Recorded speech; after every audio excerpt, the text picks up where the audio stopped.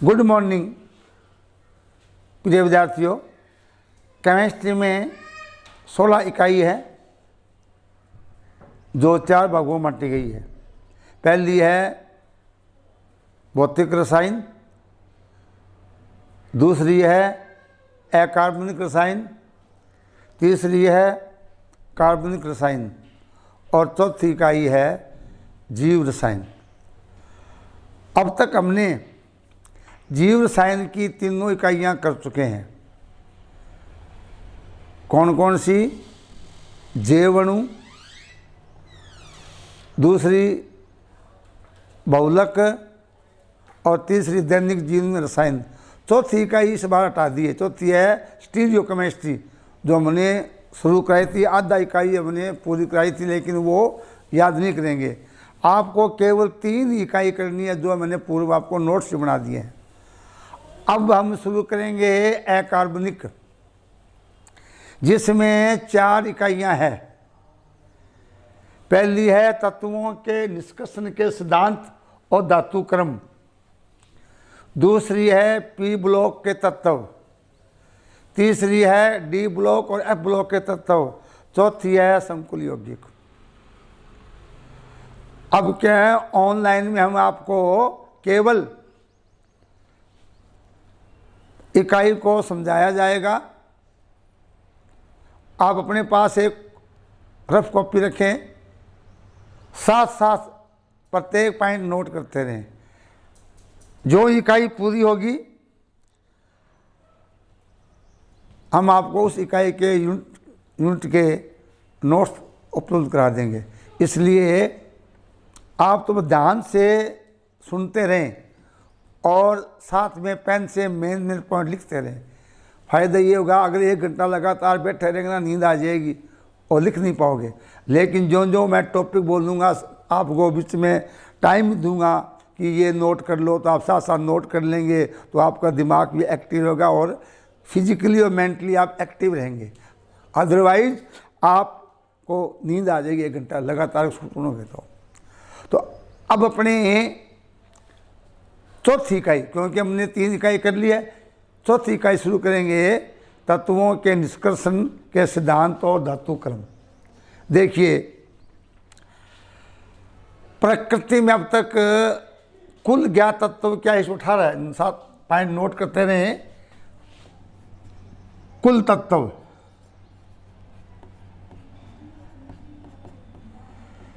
118 है अब तक। वैसे यूरेनियम तक तो है नेचुरल तत्व।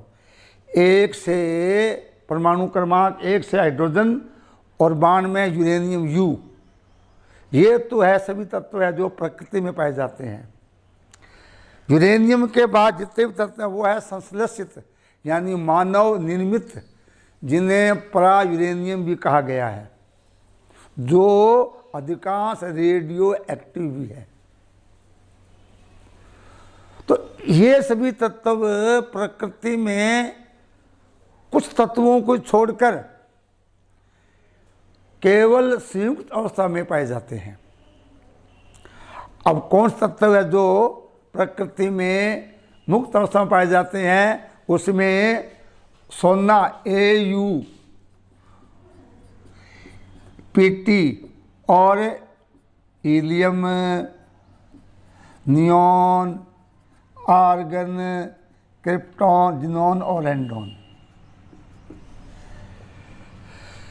ध्यान देने के साथ साथ आप नोट करते रहेंगे। पहला पॉइंट नोट कर लेंगे, कुल प्रकृति में तत्व 118।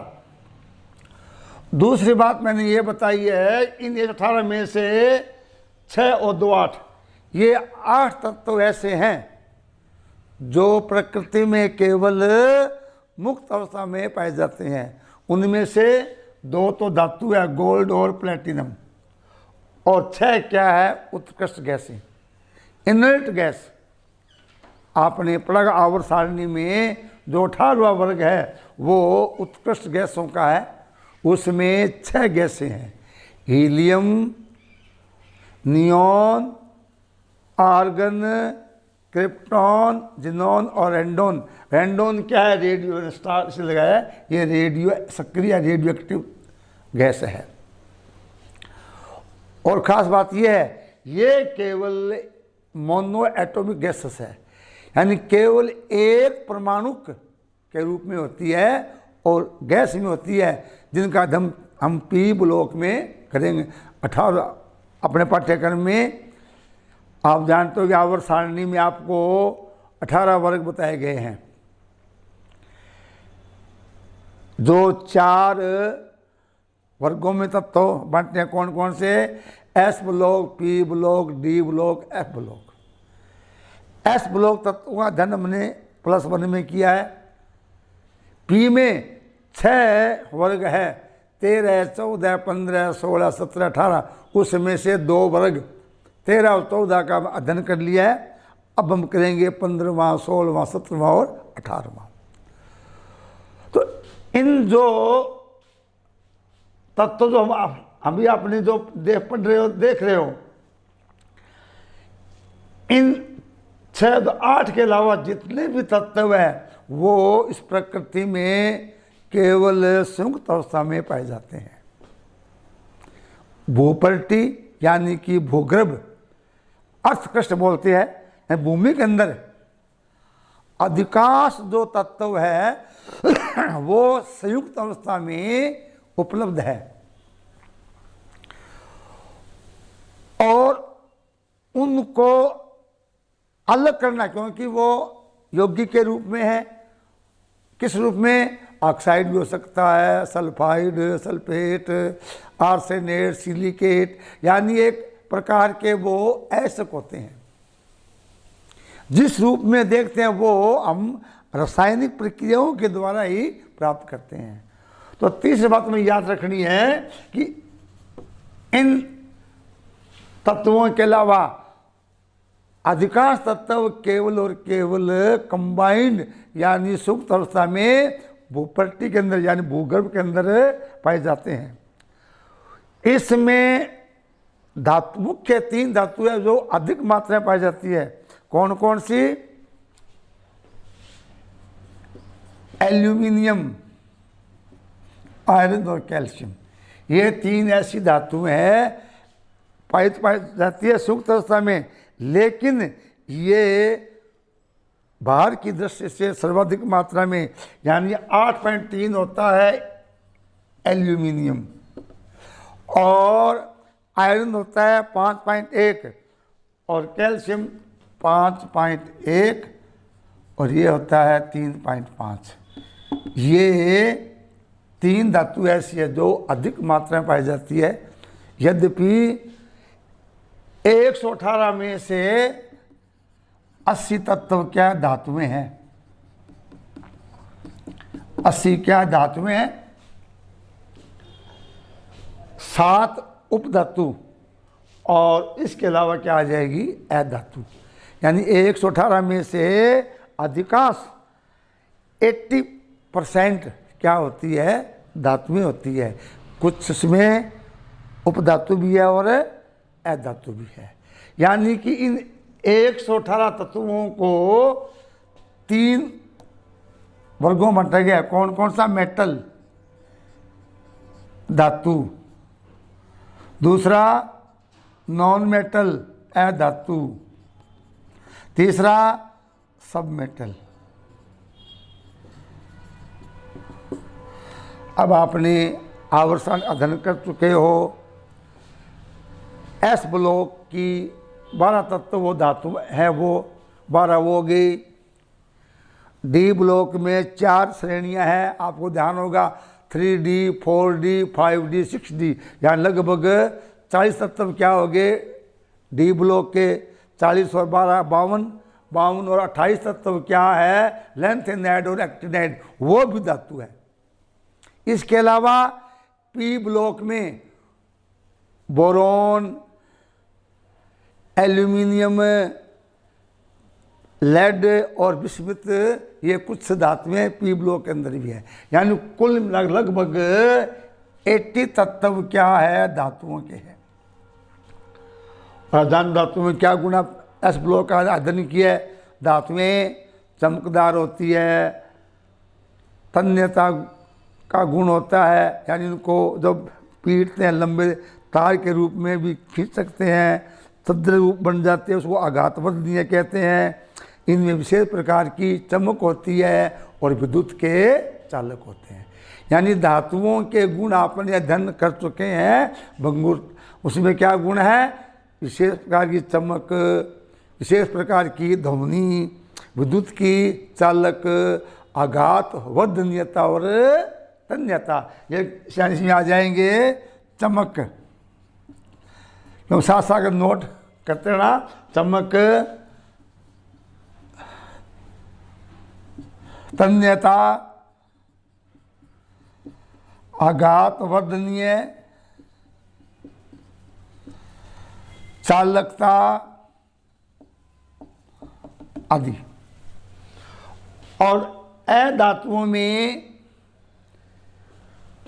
Hydrogen, carbon, oxygen, nitrogen, sulphur, phosphorus,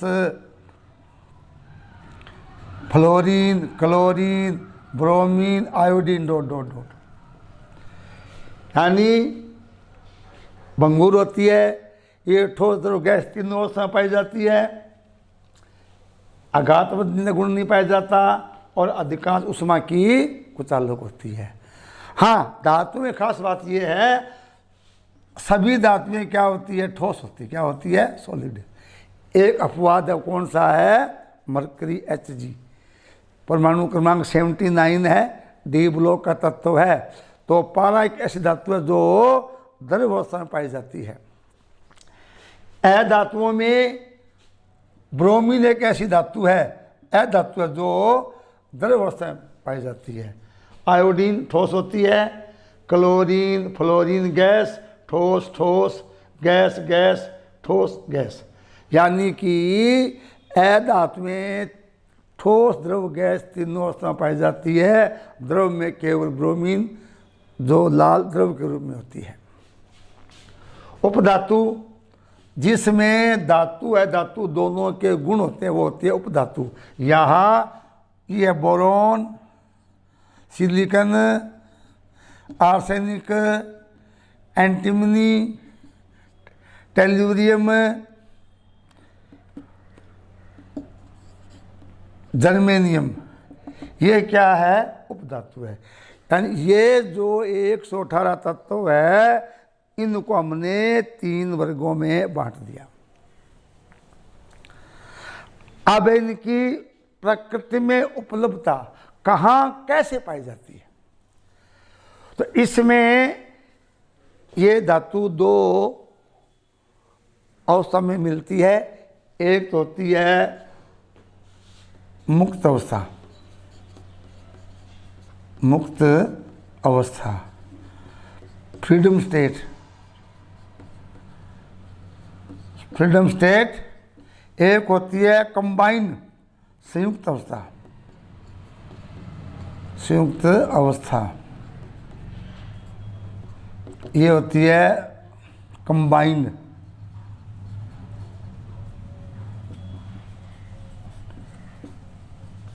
state, मुक्त अवस्था और संयुक्त अवस्था।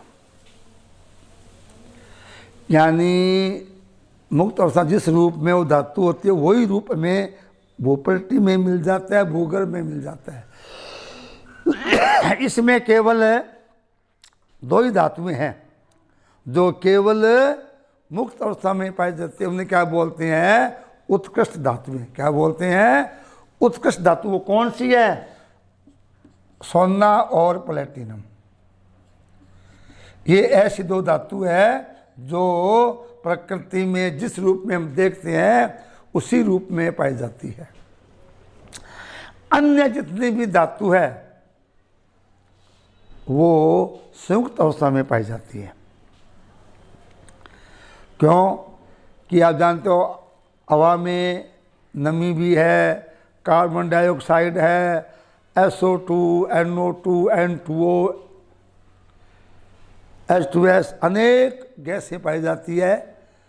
तो वो विशेष परिस्थिति में उच्च ताप दाब या जो भी अनुकूल कंडीशन होती है उसमें वो क्रिया कर लेती है और वो भूगर्भ के अंदर एक यौगिक के रूप में पाई जाती है। यानी कि अधिकांश धातुएं AuPT को छोड़कर क्रियाशील होती है और वो भूमि पर उपस्थित जल, अकार्बनिक पदार्थ, वायु, नमी इत्यादि के संपर्क में आती है तो उससे क्रिया करके वो योगशील यौगिकों में परिवर्तित हो जाती है। इन्हें क्या बोलते और होकर वो भूपटल में यानी भूगर्भ के अंदर पाई जाती है, जिसका नाम दिया गया है खनिज। तो यहाँ अब नेक्स्ट टॉपिक आएगा खनिज और अयस्क। खनिज और अयस्क, यहाँ से प्रश्न शुरू होता आ जाता है कि खनिज और अयस्क में क्या अंतर है। वैसे खनिज का मतलब क्या होता है? खान से निकाला गया पदार्थ। आपने 10वीं में पढ़ा है कोयले की खान, हीरे की खान, तो ये जिंक की खान, तो ये जिंक है, कॉपर, इनकी अलग अलग खानें होती है, वहाँ से इनके अयस्क निकलते हैं। अभी आपको बताया गया कि प्रकृति में संयुक्त अवस्था में पाए जाने वाले धातु वो विभिन्न यौगिकों के रूप में परिवर्तित होकर भूगर्भ में पाई जाती है, उन्हें क्या कहते हैं? खनिज कहते हैं। यानी वे सभी यौगिक या पदार्थ जो भूपटल में भूगर्भ में पाए जाते हैं उन्हें खनिज कहते हैं, और जिस स्थान पर पाए जाते हैं उसे खान कहते हैं। अब आता है अयस्क, यानी अयस्क खनिज का एक पार्ट है। यानी मतलब जो धातुएं हैं वो भूगर्भ में संयुक्त अवस्था में पाई जाती है, जैसे ऑक्साइड है, सल्फाइड है, सल्फेट है, एलाइड है। तो ये जो धातुओं के यौगिक हैं इनका नाम क्या दिया गया है? अयस्क। क्या नाम दिया गया है? अयस्क। और खनिज से कम लागत और कम व्यय में या आसानी से इनको प्राप्त करना वो क्या कहलाता है? अयस्क कहलाता है। अयस्क धातुओं के यौगिक है जो भूपटल के अंदर पाए जाते हैं और जिनको हम कम खर्चे और आसानी से सुविधा से धातु प्राप्त करें उन्हें क्या बोलते हैं? अयस्क। तो यहाँ अंतर नोट कर लो, आ जाता है कि खनिज और अयस्क में क्या अंतर है। आप उसको नोट्स में मिल जाए, फिर भी ध्यान दीजिए। वे सभी पदार्थ जो भूपटल में भूगर्भ में संयुक्त अवस्था में पाए जाते हैं खनिज कहलाते हैं, और जिस स्थान पर ये मिलते हैं उसे खान कहते हैं। अयस्क वे खनिज यानी पार्ट हो गया जिनसे हम सुविधा और आसानी से धातुओं को प्राप्त कर लें, उन्हें क्या कहते हैं? अयस्क कहते हैं। तो ये डिफरेंस हो गया, नोट कर लीजिए। अब हमें बताना, जैसे अब ऐसे मतलब क्या हुआ कि सभी अयस्क खनिज है, सभी अयस्क खनिज है, लेकिन सभी खनिज अयस्क नहीं। जैसे पेट्रोलियम है, कोयला है, ये क्या है? अयस्क नहीं है। तो मतलब अयस्क वो खनिज का एक पार्ट है। अब ये जो खनिज है अलग अलग धातुओं के अलग अलग यौगिक हैं, यानी इनके जो नाम हैं वो धातु और अधातु क्रिया से बने हुए यौगिक के आधार पर है। अब इन अयस्कों के प्रकार जैसे ऑक्साइड, अयस्क, sulphide, carbonate, sulphate, allied, silicate. तो आज आगे आपके पाठ्यक्रम में 4 धातुओं के अयस्क है। फिर भी आपको पूछ लेते हैं कि अयस्क के कितने प्रकार हैं, प्रत्येक में एक या दो उदाहरण याद करने हैं। तो अब है अयस्कों के प्रकार। अयस्कों के प्रकार का वर्गीकरण।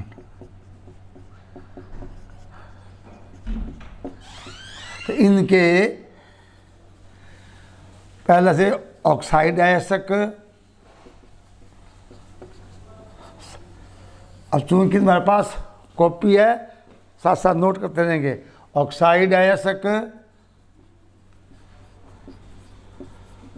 यानी कि धातु और ऑक्सीजन से बने यौगिक ऑक्साइड होते हैं, तो वो कुछ धातुएं ऑक्साइड के रूप में पाई जाती है, नाम रख दिया ऑक्साइड। जैसे Fe2O3, haematite, magnetite, alumina, zincite, cuprite, यानी ऑक्सीजन और धातु से बने जो अयस्क है उन्हें क्या नाम दिया गया है? ऑक्साइड अयस्क। दूसरा है सल्फाइड। सल्फाइड अयस्क। सल्फाइड में सल्फर के साथ धातु, जैसे कॉपर पायराइटीज। जैसा बाद में आपको नाम बताएं, क्योंकि अपने 4 धातुओं के अयस्क हैं। फिलहाल मैं कॉमन बात बता रहा हूँ आपको। Copper pyrites, zinc blend,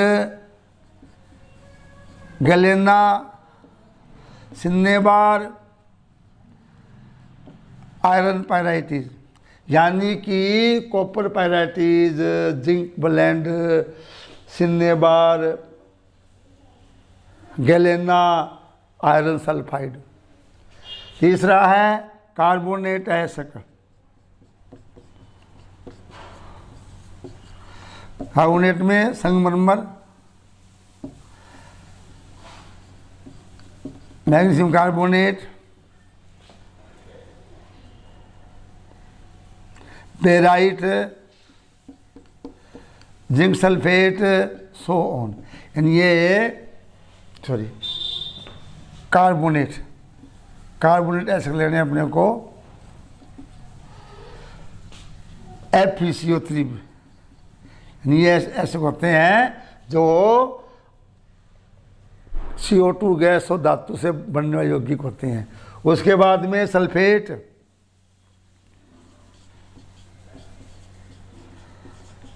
sulphate अयस्क, इसमें आ जाएगा जिप्सम,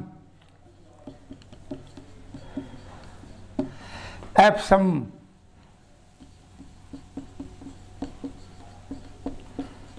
बेराइट। ये कौन से है? सल्फेट अयस्क। उसके बाद में एलाइड, कार्नेलाइट, क्रायोलाइट,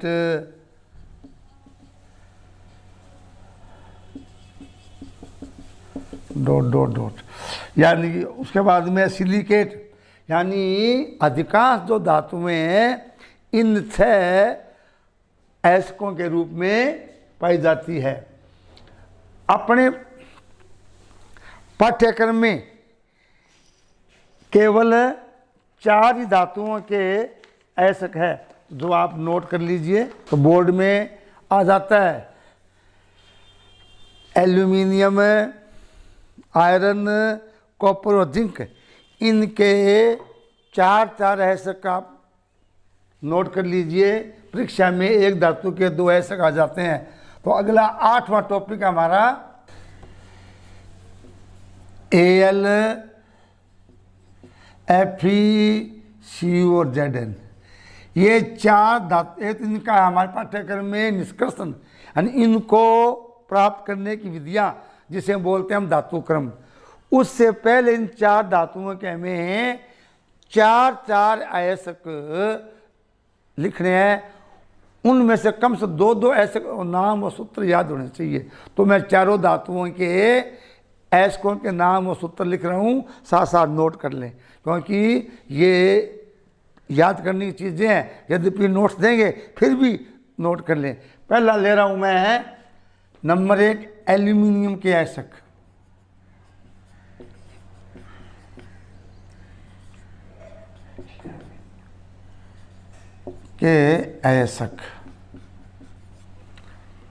तो पहला है बॉक्साइट, नाम सूत्र पहला है बॉक्साइट, Al2O3 2H2O। तो बोर्ड में पूछ लेते हैं कि एल्यूमिनियम के दो अयस्कों के नाम और सूत्र। पहला कौन सा है? बॉक्साइट। दूसरा है क्रायोलाइट,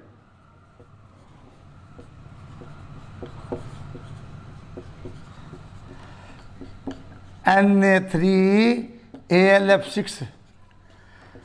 तीसरा है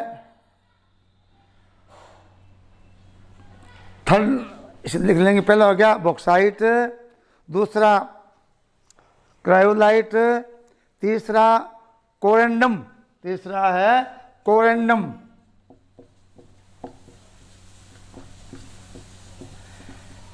Al2O3 और चौथा है फेल्सपायर, फेल्सपायर KAlSi2O3। तो ये एल्यूमिनियम के 4 अयस्कों के नाम और सूत्र है। 4 में से कम 2 आप जरूर याद कर लें, तो बोर्ड में पूछते हैं कोई 2 अयस्क, अगर नाम आ जाए तब तो नाम देना ही है, अदरवाइज 2 अयस्क आप लिख सकते हैं। उसके बाद में आता है आयरन। दूसरा उसका है आयरन के अयस्क, Fe आयरन। इसमें हेमाटाइट,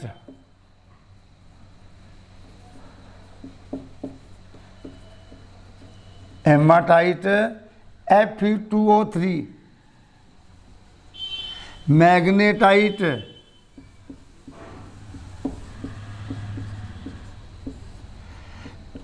Fe3O4,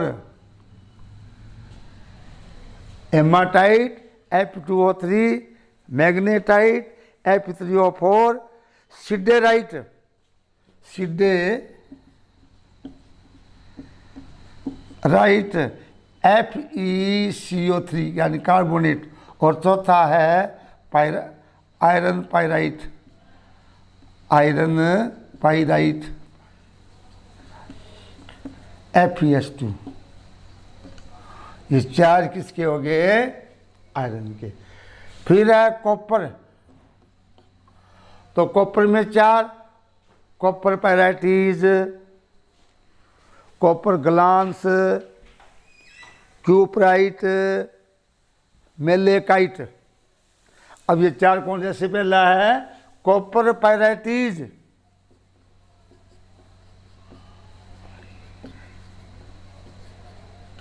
सूत्र है CuFeS2, CuFeS2। Copper glance Cu2S, cuprite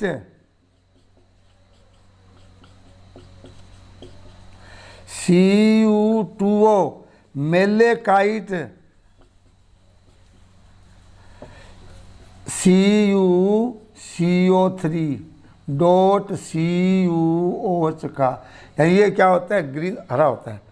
मतलब तांबा का बर्तन हम यूज करते हैं, आपने देखा होगा 5-4 दिन के बाद वो क्या हरा हो जाता है। क्यों? कि वायु में नमी और CO2 से क्रिया करके वो तांबा इस रूप में चेंज हो जाता है। नाम दिएगा मेलेकाइट। और लास्ट है जिंक के, तो जिंक पहला है जिंक ब्लेंड, पहला है जिंक ब्लेंड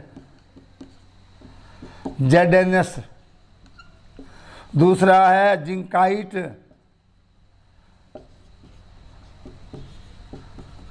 जिंकाइट ZnO। तीसरा है जिंक ब्लेंड जिंकाइट। और ये कैलामाइन, क्या होता है? कैलेमाइन,